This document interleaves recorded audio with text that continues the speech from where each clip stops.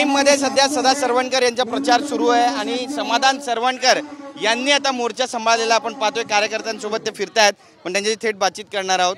तुम्ही प्रिया सरवणकर मॅडम आणि सदा सरवणकर तिघे वेगवेगळा प्रचार करतायत। माहीममध्ये तुम्ही पोहोचलायत, इथल्या लोकांची काय भावना आहेत आणि लोक तुमच्या सोबत आहेत का?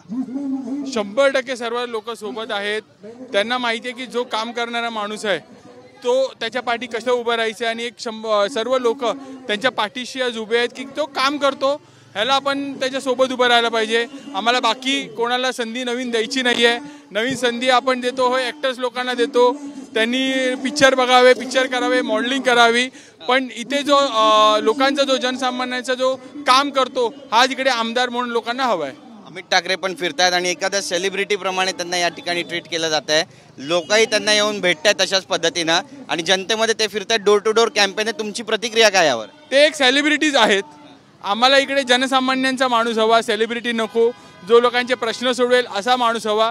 ते नक्कीच मॉडेल आहेत, मॉडेलिंग ज्या प्रकारे करतात तशा प्रकारे आज त्यांची रॅली चालू आणि प्रचार ते करतात। एक बिल्डिंग फिरतात, नंतर कुठे दिसत नाहीत 2 तास, अशा प्रकारे त्यांचा प्रचार आपला चालू आहे। मीडिया आल्यावरती एखादी इमारत ते करतात, पण लोकांना हा जनसामान्यांचे प्रश्न सोडवणारा हवा, त्याचं कर्तृत्व हवं। ह्यांचं कर्तृत्व आपल्या सर्वांना माहीत असेल, काही कुठे कधीही ते दिसले नव्हते।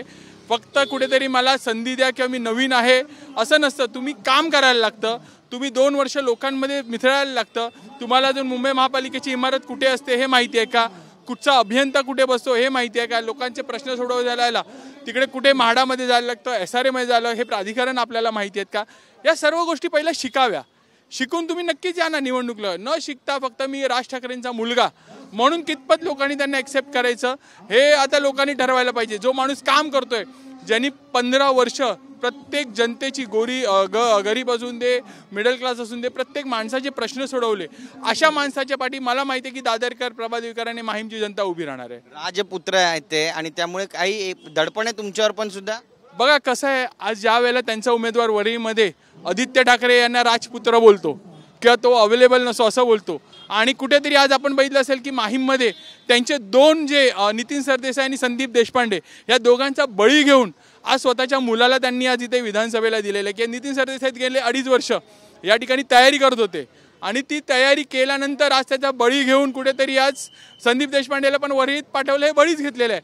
म्हणजे आपण जर वरळीत जर बोलत असाल की 2 आमदारांचा बळी घेतला आहे, तर मनसेनी माहीम विधानसभेत 2 त्यांच्या नेत्यांचा बळी घेतलेला आहे आणि आज कुठेतरी मुलाला डायरेक्ट पॅराशूटमधनं त्यांनी मुलाला इकडे आणलेलं आहे। हे सर्व जनता बघते आणि ते शून्य आहे, ते बघतात काय करायचं आहे ते। तुम्ही म्हणता पॅराशूटमधून आणलं आहे, पण जनता त्यांच्यासोबत राहील का? कारण गर्दी दिसते त्यांच्या पण रॅलीमध्ये। जनता त्यांच्यासोबत नाही आहे। ही कसं असतं, एक महाराष्ट्राचा राजसाहेब हे नेते आहेत, त्याच्यामुळे वरळी त्यानंतर बाहेरच्या एरियामधनं हे सगळं पब्लिक येत आहे। स्थानिक पब्लिक आज त्यांच्यासोबत कोणीही नाही आहे, त्यांच्यासोबत कसं त्यांचं कामच नाही आहे। तुम्ही जर काम केलं असाल तर त्या ठिकाणची पब्लिक तुमच्यासोबत येते, तुम्ही तुमचं काम दाखवा। काम काही नाही, कर्तृत्व शून्य, फक्त राजसाहेबांचा मुलगा म्हणून आज त्यांना लोक ॲक्सेप्ट करणार। सरवणकर कुटुंबियांनी ठाकरे कुटुंबियांच्या विरोधात आता राजकारणामध्ये मोर्चा उघडला असं म्हणावं? विरोधात नाही, आम्ही आमचं काम लोकांपर्यंत घेऊन जातो। त्यांचं काम नाही आहे हे सिद्ध होत आहे, त्यांनी काम दाखवावं। मी तेच बोललो ना, 2.5 वर्ष नितीन सरदेसाई किंवा संदीप देशपांडे काम करतो ह्या विधानसभेत, आज तुम्ही सडनली त्यांचा बळी घेता।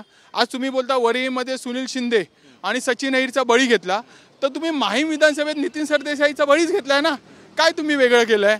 त्याच गोष्टी तुम्ही जे वरळीमध्ये, मग तुमचा अधिकार नाही वरळीमध्ये प्रचार करण्याचा, कारण की तुम्ही माहीममध्ये तीच गोष्ट करताय। अमित ठाकरे निवडून येतील असं वाटतं तुम्हाला की सदा सरवणकर साहेब बहुमताने निवडून येतील? ज्या माणसाने माहीम विधानसभेत काम केलंय तो माणूस निवडून येईल, ज्यांनी 15 वर्ष माहीमच्या जनतेची सेवा केली आहे तो माणूस 100% निवडून येतील। मला दादरकरांवर विश्वास आहे की कुठल्याही बुला थापांना ते बळी पडणार नाहीत। त्यांना ॲक्टर नको आहे, त्यांना जनसामान्याचा जनसेवक पाहिजे। आणि वारंवार ॲक्टर का म्हणताय त्यांना?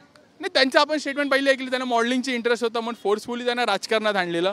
याआधी त्यांनी ती तशी स्टेटमेंट दिलेली होती की ते मॉडेलिंगसाठी जाणार होते, पण आज राजसाहेबांचा मुलगा म्हणून त्यांना फोर्सफुली राजकारणात आलेला। आम्हाला फोर्सफुली माणूस नको आहे दादरकरांना, जो 24 तास उपलब्ध असेल, जनसामान्यांचा प्रश्न सोडवेल तो माणूस आहे। राजसाहेबांचा नक्कीच आदर आहे। सरवणकर साहेब किती हजार मताने पराजित करतील अमित ठाकरे यांना किंवा महेश सावंत यांना? बघा, ओव्हर कॉन्फिडन्स असणं, आम्ही ओव्हर कॉन्फिडन्स नाही, पण आम्हाला माहिती आहे विजय 100% आमचा होणार, का आम्ही कामं केलेली आहेत। हे हजार बिजार ह्या गोष्टी. महेश सावंत पण या ठिकाणाहून उभे टाकलेले आहेत शिवसेनेचे. तुमच्या दोघांची जर मतं डिवाइड झाली तर मग अमित ठाकरेंना संधी आहे असं पण बोललं जातं. महेश सावंतला मतं मिळणार कुठून? पहिल्या वेळेला त्यांनी काँग्रेसमधनं उभं राहिलं, त्यावेळेला शिवसेनेची निष्ठावंत तिकडची नगरसेविका तिचा पराभव केला. दुसऱ्या वेळेला अपक्ष उभा राहिला. आज उभाटाकडे एक स्वतंत्र निष्ठावंत शिवसैनिक नाहीये जो आमदारकी लढवू शकतो. हा विषय असा आहे, त्याच्यामुळे त्यांच्याकडे सैनिक नाही. आज उभाटाचे जे शिवसैनिक आहेत हे सदा सरवणकरांना मदत करतायत. सगळे कॉल करतायत की आम्ही तुमच्यासोबत आहोत, कारण की आमच्याकडे आमचा निष्ठावंत उमेदवार नाही. ज्यांनी पक्षाशी 2दा गद्दारी केली अशा माणसाला उद्धव साहेबांनी उमेदवारी दिली आहे. त्याच्यामुळे आम्ही तुमच्यासोबत आहोत. त्याच्यामुळे उभाटाची मतं ही तुम्ही बघाल ज्यावेळेला 23 तारखेला रिझल्ट जाहीर होईल त्यावेळेला सदा सरवणकरांच्या पाठीशी उभाटाची पण सर्व मतं असतील. किती हजार मताने विजय होतील सदा सरवणकर असा विश्वास आहे? काय कॅल्क्युलेशन केलं तुम्ही? गणित मांडलंय? कॅल्क्युलेशन खूप चांगले केलेले आहेत. तुम्हाला 23 तारखेला उत्तर याचं मिळेल आणि त्यावेळेला तुम्हाला समजेल की या माणसाने आज माहीम विधानसभेमध्ये काम केले आणि जनता आज त्याच्यासोबत आहे. शेवटचा प्रश्न आहे, गुलाल कोण उधळणार विजयाचा माहीम दादरमध्ये? 100% गुलाल आम्हीच उधळणार आहोत.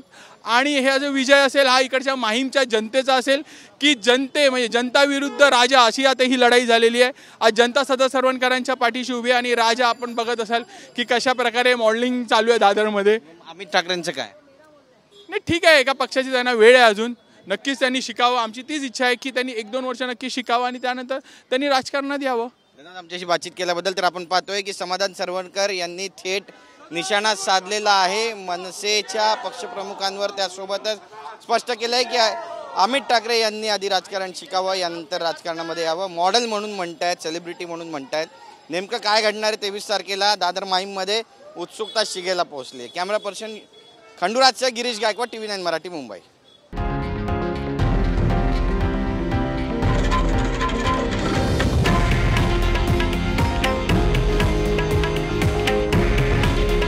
हे आहे देशातील नंबर 1 न्यूज नेटवर्क आणि आपण पाहत आहात TV9 मराठी.